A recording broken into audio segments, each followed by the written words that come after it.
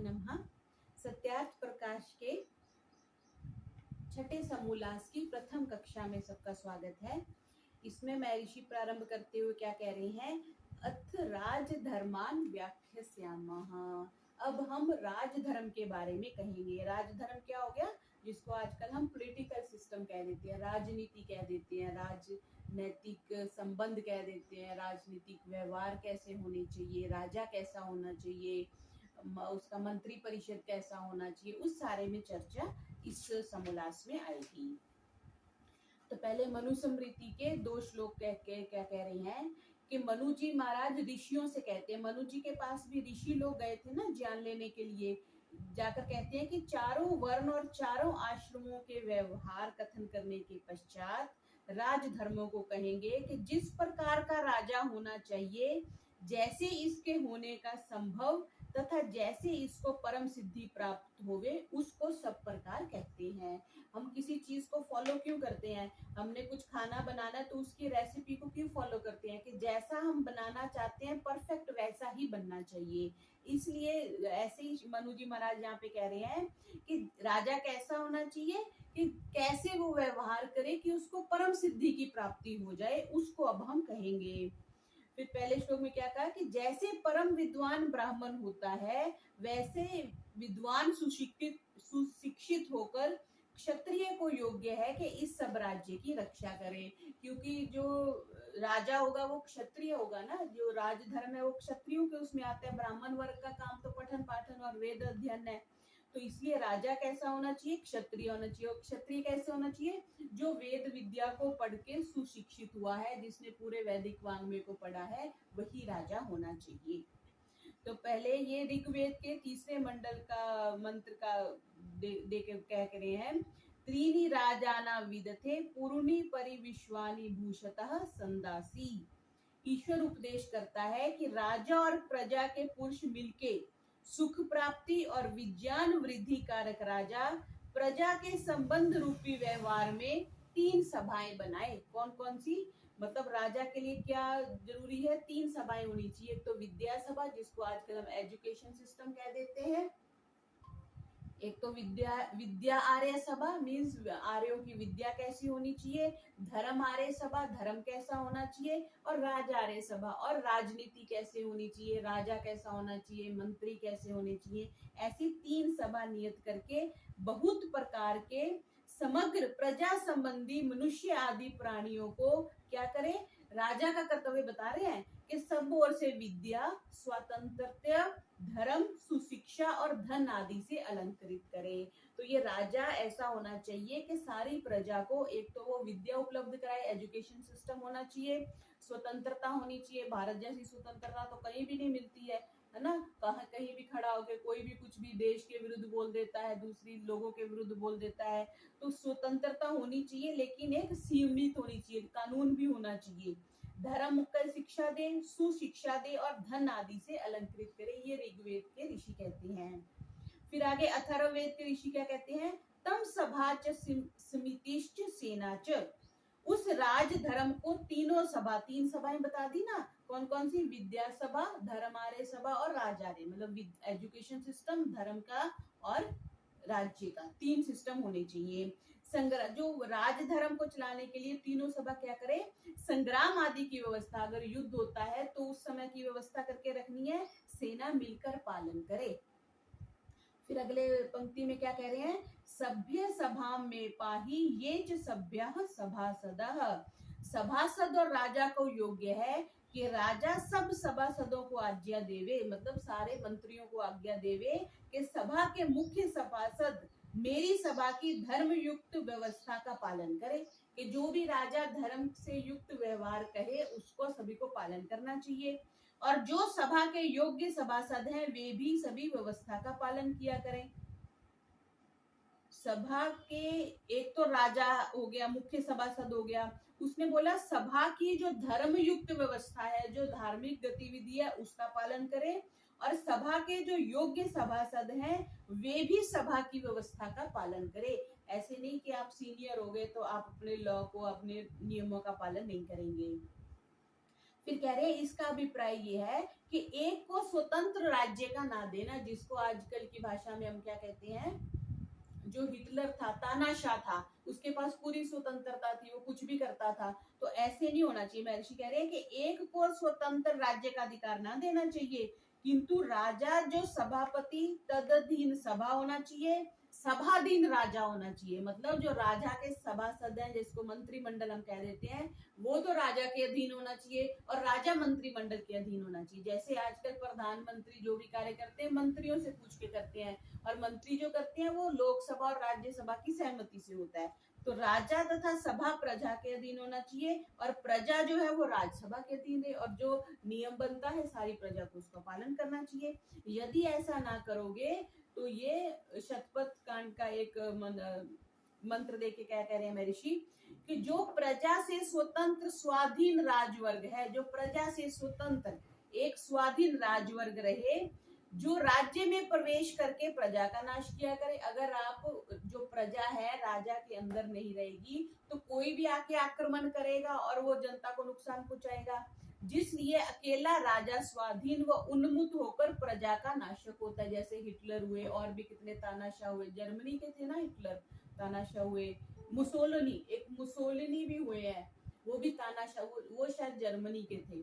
तो ये जो तानाशाह होते हैं फिर वो अपने ही नियम चलाते हैं, या जैसे ये मुस्लिम आक्रांतकारी आए थे तो वो भी अपने नियम चलाते थे, यज्ञों को इतने पहने देते थे, यज्ञ नहीं करने देते थे। एक हमारे यहीं पे कोई व्यक्ति बता रहे थे कि किसी ऐसे ही परिवार ने पक्की ईंट का सिर्फ चूल्हा बना लिया घर में।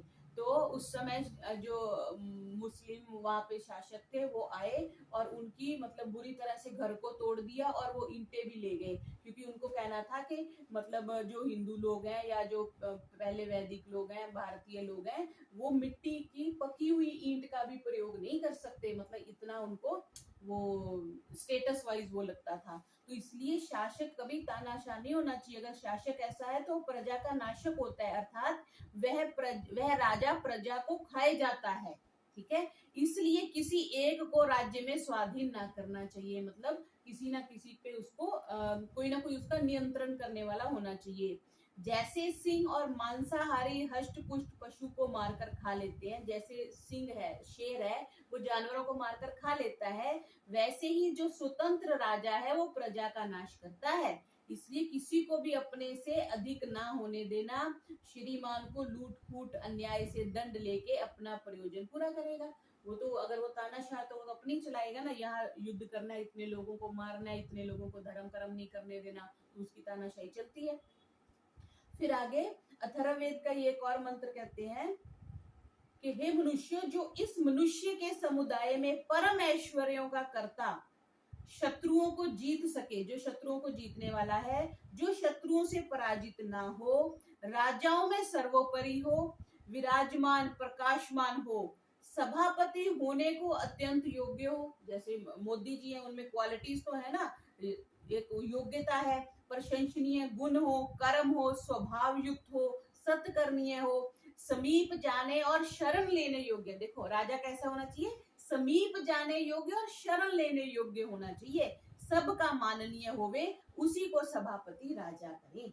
तो राजा ऐसे ही नहीं कि किसी को भी बना दिए। जैसे आज ही कोई सुना रहे थे कि एक ऐसी राजा था, और वहां पे ऐसे था कि जब राजा निसंतान थे तो उन्होंने बोला जब मेरी मृत्यु हो जाए तो शहर में जो सबसे पहले व्यक्ति एंटर हो उसको तुम राजा बना देना। तो कहते ठीक है। तो जैसे ही राजा की मृत्यु होती है तो अगले दिन सारी प्रजा जो है, शहर के पहले गेट होते थे तो गेट के पास चले जाते हैं, भी कोई भी आएगा तो उसको राजा बनाना है। तो एक साधु फकीर आ गया, चिमटा बजा रहा होता है, तो उसको ले आते हैं और उसको बोलते हैं कि ऐसे ऐसे हमारे राजा का हुक्म है और आपको राजा बनना पड़ेगा। कहता ठीक है, राजा बन गया। वो फकीर फकीर उसको क्या पता राजा क्या होता है, राज्य कैसे चलाना है। तो थोड़े दिनों में क्या होता है कि पड़ोसियों को पता चल गया कि ये राजा कमजोर है, इसको कुछ आता जाता नहीं, फकीर है, उन्होंने हमला कर दिया। तो सेना ने आके कहा महाराज वो पड़ोसी देश ने हमला कर दिया है। कहता कोई बात नहीं, देखा जाएगा। फिर वो कहते जी वो सेना शहर के अंदर एंटर होगी, कोई बात नहीं, देखा जाएगा। फिर वो आके सेनापति बोलता है महाराज कुछ तो आज्ञा दीजिए, वो जो सेना है वो तो महल के अंदर एंटर हो रही है। कहता कोई बात नहीं। वो उठता है और बोलता है कि अपा ने तो बैठ के चिमटा ही बजाना है, यहाँ नहीं तो कहीं और बजा लेंगे, और उठ के वो चल निकलता है। तो इस तरह जो मूर्ख व्यक्ति होता है वो राजपाट नहीं संभाल सकता। तो जो राजा होना चाहिए वो योग्य होना चाहिए। महर्षि ने कितनी बातें बता दी।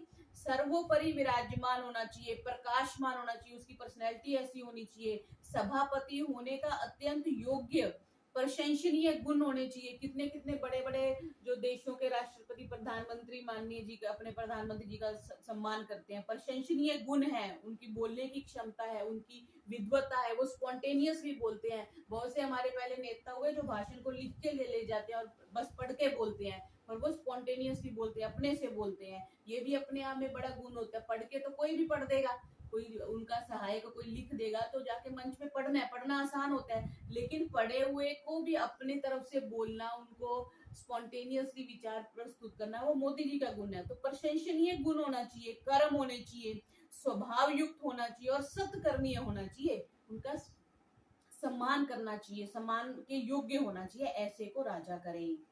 फिर यजुर्वेद का मंत्र भी कहते हैं कि हे विद्वानों, राज प्रजाजनों, तुम इस प्रकार के पुरुष को बड़े चक्रवर्ती राज्य, सबसे बड़े होने वाले बड़े बड़े विद्वानों से युक्त राज्य पालने और परम ऐश्वर्य युक्त राज्य और धन के पालन के लिए सम्मति करके सर्वत्र पक्षपात रहित, पूर्ण विद्या युक्त, विनय युक्त, सबके मित्र सभापति राजा को सर्वाधीश मान के सब भूगोल को शत्रु रहित करो। कितनी लंबी व्याख्या होगी कि एक तो सब भूगोल को शत्रु रहित करो, मतलब सबके साथ मित्रवत व्यवहार करने वाला हो, परम ऐश्वर्य से युक्त हो। क्योंकि जिसको ये जो बड़े लोग होते हैं ना, ये जो अपने डेमोक्रेटिक लोग भी होते हैं, ये जो अपने एडमिनिस्ट्रेटर्स होते हैं, इनकी सैलरी बहुत ज्यादा होती है। या जो न्याय प्रणाली है, न्यायाधीश वगैरह होते हैं, जज होते हैं, इनकी बहुत ज्यादा सैलरी होती है। क्यों? क्योंकि अगर ये अपने जीवन शैली से संतुष्ट नहीं होंगे तो थोड़े सा भी कोई धन लेके ये पक्षपात निर्णय कर देंगे। तो इसलिए महर्षि कह रहे हैं कि जो भी बड़े पद पे बैठा है उसको अच्छा धन होना चाहिए, उसके पास अच्छा ऐश्वर्य दिया जाना चाहिए, और सम्मति से सबकी, जिसको आजकल हम कहते हैं ना कि वो लोकसभा की क्या होती है, लोकसभा के बहुमत से वो राज्य बनना चाहिए, और वो पक्षपात रहित होकर पूर्ण विद्या सबसे इंपॉर्टेंट है कि उसको पता होना चाहिए। नहीं तो वो चल देगा कि चिमटा ही बजाना है, यहाँ नहीं तो कहीं और बैंड बजा लेंगे। तो ऐसा मित्र सभापति राजा को सर्वाधीश मान के सारे भूगोल को मित्रवत करें, शत्रु रहित करें। ये यजुर्वेद का मंत्र कहता है। फिर ऋग्वेद का मंडल, प्रथम मंडल का ऋषि क्या कहते हैं कि ईश्वर उपदेश करते हैं कि हे राजपुरुषों, तुम्हारे आग्नेय आदि जो अस्त्र हैं, शतघ्नी धनुष बाण करने वाले तलवार आदि शस्त्र जो हैं, शत्रुओं को पराजित करने के लिए और रोकने के लिए प्रशंसित और दृढ़ हो। मतलब तुम्हारे जो अभी बड़े बड़े वो तोप लेते हैं ना, टैंकर लेते हैं, तोप लेते हैं। पहले सेना हमारी इतनी कमजोर थी, ये तो मोदी जी ने आके हमारी सेना को बढ़िया बढ़िया स्वतंत्रता के साथ साथ शस्त्र भी उपलब्ध कराए। तो यहाँ महर्षि कह रहे हैं शस्त्र, शत्रुओं को पराजय करने योग्य शस्त्र भी होने चाहिए और रोकने के लिए प्रशंसित हो। तुम्हारी सेना प्रशंसनीय हो, हमारी आर्मी कैसी होनी चाहिए? प्रशंसा के लायक होनी चाहिए, जिससे तुम सदा विजयी हो। हमेशा विजय होने का ये मामर्तस्य माइना है, ये ऋग्वेद का मंत्र कह रहा है कि जो निंदित अन्याय पूर्वक काम करता है उसके लिए पूर्व चीजें मत हो। मतलब जो गलत काम करता है उसके लिए शोभनीय अच्छी सेना से उसकी रक्षा ऐसी नहीं होनी चाहिए। मनुष्य जब तक धार्मिक रहते हैं तभी तक राज्य बढ़ता है, देखो, और जब दुष्टाचारी हो जाते हैं तब जो राज्य है वो नष्ट भ्रष्ट हो जाता है। इसलिए धार्मिक बनना चाहिए।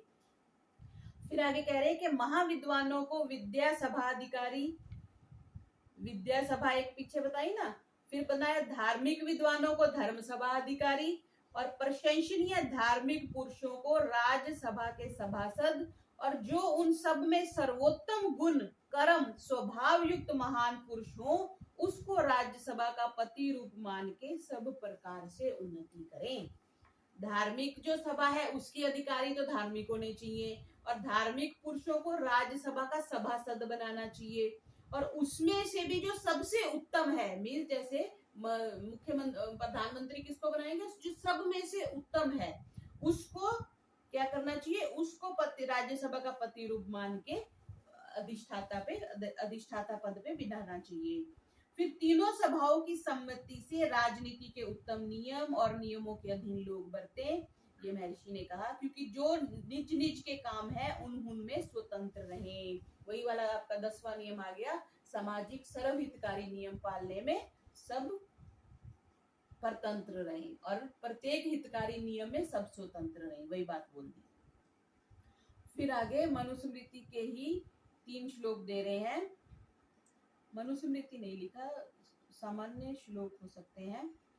क्या कह रहे हैं कि वह सभा एश, जो सभा का मुख्य है, जैसे प्रधानमंत्री है, वे राजा इंद्र और विद्युत के समान कैसा होना चाहिए, शीघ्र ऐश्वर्य करता, ऐश्वर्यशाली होने चाहिए। वायु के समान सबके प्राणवत प्रिय, वायु रुक जाए सबके प्राण रुक जाएंगे ना, तो इसी तरह से मंत्री भी ऐसे, मुख्य भी ऐसा होना चाहिए, वायु के समान सबके प्राणवत प्रिय, हृदय की बात जानने हारे, यम पक्षपात रहित न्यायाधीश के समान वर्तने वाला, पक्षपात रहित होके। अभी ये जो उस दिन बता रहे थे कि गंगानगर एक शहर है अबोहर से आगे, कि गंगानगर का नाम उन्होंने रखते उसको लिखा हुआ है श्री गंगानगर। तो किसी ने, मैंने पूछा, ये कोई लोकल आदरणीय एक स्वामी जी थे साथ में, तो मैंने उनसे पूछा कि ये गंगानगर के आगे श्री क्यों लगाते हैं। तो मैंने सोचा क्योंकि गंगा मैया, गंगा नदी के नाम से ये नाम होगा। तो उन्होंने बोला नहीं, ये राजा गंगा जी के, कोई राजा गंगा जी हुए हैं, गंगा राम हुए हैं, तो वो इतने पक्षपात रहित थे कि उनके एक ही सुपुत्र था और जो उनका उत्तराधिकारी था, और उसने भी कुछ गलत काम कर दिया और जिसके लिए बड़ा कठोर दंड का विधान था। तो क्योंकि वो पक्षपात रहित थे, तो उन्होंने जाके अपनी रानी से पूछा कि अगर कोई ऐसा गलत काम करेगा तो उसके लिए क्या दंड है। तो रानी बोलती है कि जो आपका दंड निर्धारित है वही दिया जाना चाहिए। तो फिर राजा उसको बोलते हैं, राजा गंगा जी के, अगर ये काम तुम्हारे सुपुत्र ने किया हो तो रानी बोलती है ठीक है, क्योंकि पहले लोग इतने धर्म के पक्के होते थे। तो फिर राजा उसको शायद उस समय 10 कोड़ों की सजा थी, 10 कोड़ों की सजा उस समय दी, कुछ विधान था कि जो ये जुर्म करेगा उसको 10 कोड़े मारे जाएंगे। तो पहले तो जो जल्लाद था या जो भी जिसने दंड देना था उसने मना कर दिया कि मैं राजकुमार को कैसे दंड दूं, पर फिर भी राजा के कहने पे उसने क्या किया, 4 कोड़े मारे, 6 कोड़े मारे या 4 कोड़े मारे, इतने में वो राजकुमार की मृत्यु हो गई और राजकुमार गिर गए। जब राजकुमार गिर गए तो वो जो जल्लाद था, जो भी दंड दे रहा था, वो कोड़ा फेंक के चला गया, बिकॉज वो कहता है कि मैं लाश के ऊपर मैं वार नहीं करूंगा। तब राजा गंगा जी अपनी कुर्सी से उठे और राजकुमार को बाकी के वो 4 कोड़े और मारे। क्यों? क्योंकि 10 कोड़ों का विधान था, तो इसका 10 पूरा होना चाहिए। तब से गंगानगर जो सिटी का नाम है वो श्री गंगानगर हो गया। तो ये इतने पहले कट्टर, अब राजा को पता भी है मेरा वंशज नहीं है आगे और ये मेरा इकलौता सपुत्र है, पर क्योंकि उसने जुर्म किया तो उसको पर्याप्त दंड मिला। तो इसलिए कह रहे हैं कि जो राजा होना चाहिए पक्षपात रहित न्यायाधीश के समान वर्तने वाला होना चाहिए, और सूर्य के समान न्याय धर्म विद्या का प्रकाशक होना चाहिए, अंधकार और अन्याय का निरोधक होना चाहिए, अग्नि के समान दुष्टों को भस्म करने हारा, अग्नि सबको जो दुष्ट है उनको भस्म कर देती है, और वरुण बांधने वालों के सदृश दुष्टों को अनेक प्रकार से बांधने वाला भी होना चाहिए, चंद्र के तुल्य श्रेष्ठ पुरुषों को आनंददाता, चंद्रमा को देख के शीतलता मिलती है, अच्छा लगता है, धनाध्यक्ष के समान कोषों को पूर्ण करने वाला सभापति होवे। बहुत सारा जो हमारे पे वो कर्जा चढ़ा हुआ था वो मोदी जी वापिस लाए हैं ना उतार के, भी चुनाव से थोड़े दिन पहले कितना सोना जो पहले की सरकारों ने गिरवी रखा हुआ था विदेशों में अपना, वो धीरे धीरे करके वापिस लाए। इसीलिए तो वो नोटबंदी हुई थी कि काला धन बंद किया जाए। तो यहाँ क्या बताया श्लोक, क्या कह रहा है, धन अध्यक्ष के समान कोषों को पूर्ण करने वाला होना चाहिए। अगर कोष, धन का कोष कम हो गया तो उसको पूरा करने वाला भी राजा होना चाहिए। फिर दूसरे में क्या कह रहे हैं, तपश्चर्या, सूर्यवत प्रतापी, सबके बाहर और भीतर मनों को अपने तेज से तपाने हारा होना चाहिए, जिसकी पृथ्वी में करड़ी दृष्टि से देखने को कोई भी समर्थ ना हो। मतलब इतना वो स्ट्रांग होना चाहिए कि कोई भी उसकी तरफ अननेसेसरी उंगली ना उठा सके, जैसे जिसको हम कह देते हैं निष्कलंक जो पर्सनैलिटी है, जैसे मोदी जी की है, कुछ भी उनका जो परिवार है बहुत सामान्य है, सामान्य अपना जीवनचर्या कर रहे हैं। नहीं तो कोई एक बार एमएलए भी बन जाता है तो उसकी पीढ़ियां तर जाती हैं, लेकिन इसलिए क्या कह रहे हैं कि वो इतना तपने वाला, तप से योग्य होना चाहिए, जो अपने प्रभाव से अग्नि, वायु, सूर्य, सोम, धनवर्धक, दुष्टों का बंधन करता, बड़ा ऐश्वर्य वाला, और वही सभाध्यक्ष सभाएश होने के योग्य है। फिर आगे मनुस्मृति के कुछ श्लोक दे रहे हैं, मैं इनको एक बार देख लेती हूँ। बाकी मेन पार्ट तो यही है कि जो दंड है वही पुरुष राजा, वही न्याय का प्रचार करता और सबका शासन करता है, वही 4 वर्ण और आश्रमों के धर्म का प्रातिभू अर्थात जामीन है।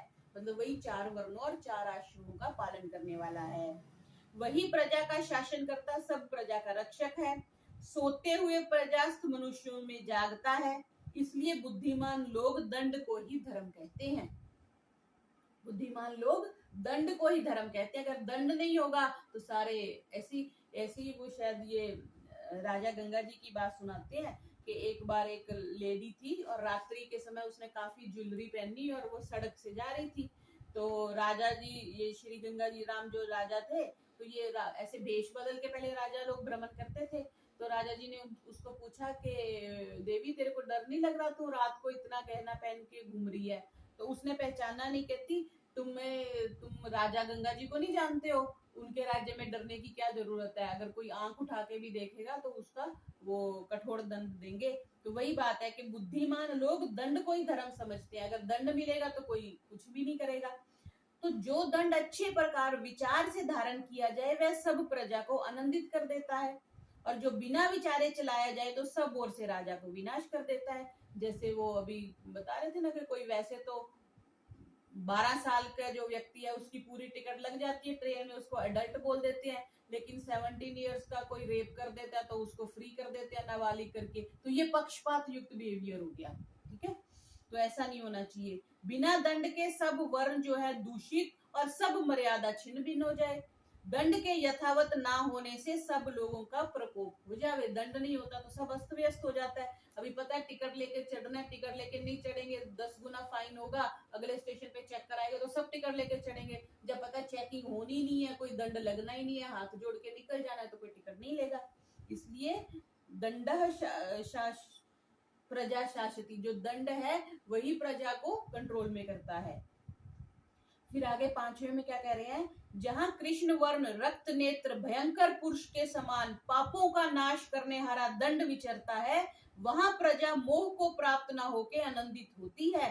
परंतु जो दंड को चलाने वाला पक्षपात रहित विद्वान हो, पक्षपात रहित होके सबके लिए जो न्याय समान होता है, वहां पर प्रजा आनंदित होती है। क्योंकि हर कोई दंड चोरी करने से डरेगा, बुरा काम करने से बचेगा। जो उस दंड का चलाने वाला सत्यवादी, विचार के करने हारा बुद्धिमान, धर्म अर्थ काम की सिद्धि करने में पंडित राजा है, उसी को उस दंड का चलाने हारा विद्वान लोग कहते हैं। मतलब वो सत्यवादी है, विचार करके धर्म और कर्म काम की सिद्धि में पंडित राजा है, उसी को उस दंड का चलाने हारा विद्वान लोग कहते हैं।